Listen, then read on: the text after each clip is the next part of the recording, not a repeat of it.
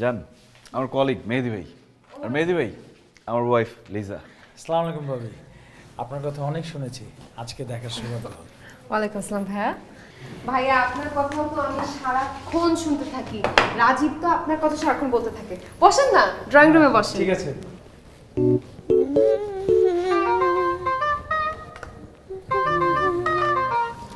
দুপুরে খাইছো? হ্যাঁ হ্যাঁ খাইছি। যা যা দিছি সব খাইছো তো? সব কি খাওয়া যায় নাকি? যতটুকু পেরেছি ততটুকু খেয়েছি।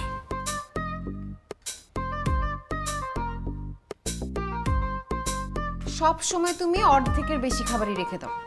আমি তো কষ্ট করে বানাই, সবকিছু খেতে হবে না, নিউট্রিশনের দরকার আছে না। সন্ধ্যায় খাইছো? সন্ধ্যায় খাইছি। কি খাইছো? মেহেদি ভাই সিঙ্গারা পুরি এগুলো নিয়ে আসছিল, ওখান থেকে খাইছি। পুরি সিঙ্গারা? মেহেদি ভাই এটা কিন্তু খাওয়া একদম ভালো না, আপনাদের হেলদি কোনো কিছু খাওয়া উচিত। না না ভাবি, সবসময় খাই না তো, মাঝে মাঝে খাই আর কি। মাঝে মাঝেও খাবেন না। ভাবিকে বলবেন লাঞ্চের সাথে টিফিনে একটু স্ন্যাক্স দিয়ে দিতে, হেলদি স্ন্যাক্স। ভাবি কিভাবে দিবে? আপনার ভাবি তো জব করে। ও, ভাবি জব করে? ভাবি জব করার কি দরকার? আপনি জব করতেছেন, তাতেই তো হয়ে যাওয়ার কথা। আসো, বেশি খাটনি গেছে আজকে না অফিসে।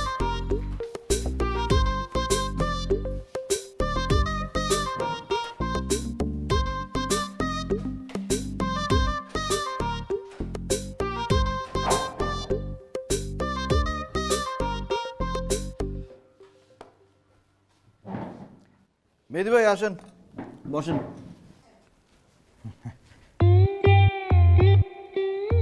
এত খাবার? ভাইয়া আমি আসবো দেখে এত কিছু রান্না কর। আপনি যে একটা বউ পাইছেন, লাখে একটা। আমার মন চেতেছে আপনার কপালের লগে আমার কপালে একটা ঘষা দেই। আপনার বউর মতো যদি আমার বউটা হইতো, তাহলে তো আমি মাথায় নিয়ে নাচতাম। ভাইয়া, ওই যে পানি আছে, হাত ধুয়ে নেন। ভাইয়া আপনিও হাতটা ধুয়ে নেন। আমার হাত ধোয়া লাগবে না। কেন খাবেন না? আমি ওকে খাইয়ে দিব। আমি তো সবসময় ওকে খাইয়ে দিই। যদি এমন হতো যে আমি খেলে ওর পেট ভরে যাবে, তাইলে ওর আর কষ্ট করে খেতে হতো না, তাহলে খুব ভালো হতো। কিন্তু এটা তো সম্ভব না ভাবি। না, এটা তো সম্ভব না। আচ্ছা ভাইয়া, আপনিও কি ভাবিকে খাওয়াই দেন? না না, ও আমাকে খাওয়াই দিবে কেন? ও সারাদিন অফিস করে, এত কষ্ট করার দরকার আছে? আমারটা আমি নিজেই খাই, এটা আমি ওকে খাই। এই ভাত কই? রান্না করে তো বাইরে দাও। রান্না করছে এই তো বেশি, বাইরে খেতে পারো না? হাতে কি ঠসা পড়ছে? না না, ভাইয়া নিজের বাসা মনে করে না।